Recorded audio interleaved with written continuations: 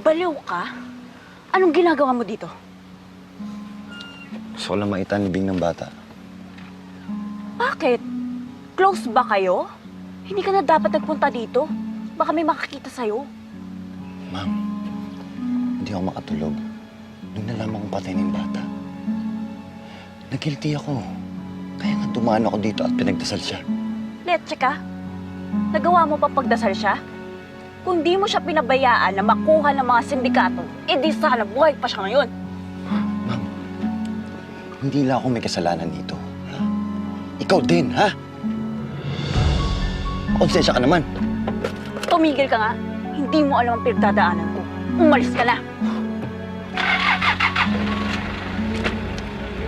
Alis!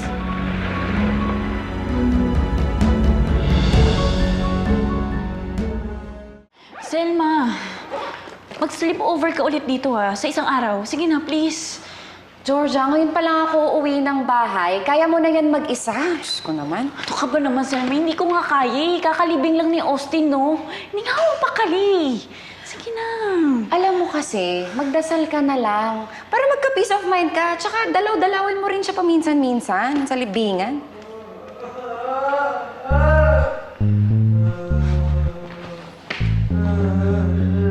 Ano yun? May umiiyak. Oh my God, may umiiyak. Naririnig mo ba? Hindi kaya si Austin yun? Oo, pero wag kang praning. Malamang, hindi yan si Austin. Iba yung boses, oh. Tsaka ibang tao yun, hindi naman ganyan umiyak si Austin. Tara, hanapin natin. Ayoko.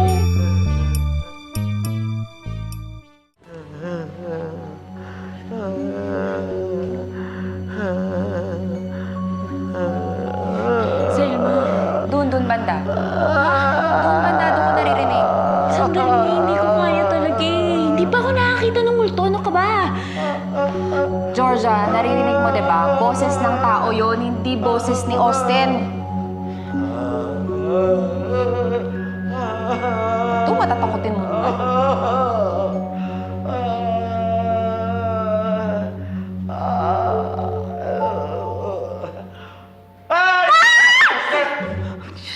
Tapos ano ba, ma'am? Ano? Lole! Ikaw ba yung umiiyak? Eh bakit ka umiiyak dyan sa dilim? Eh, ma'am, pinapanood ko tong video ni Austin na mimiss ko ng bata. Bakit ba parang takot na takot ka, ha? Eh paano? Nakakatakot yung pagmumukha mo. Nakaitim ka pa oh. Eh, ano ka mo? Nakaitim ka rin eh. Natatakot din ako eh. Sige na nga. Isang pangos na to, ah. Ano pa din? Ba't ka kasi nag-itim? Selma, please, huwag ka muna umuwi oh. Georgia, kailangan ko na talagang umuwi. Hindi na ako pwede mag-sleep over. Kaya mo na yan. Magdasal ka na lang. Pagdadasal din kita. At for sure, di ka naman namumulto yun ni Austin. Dalawin mo lang. Okay? Bye. Kaya ka na mag-iitim. Diyos ko.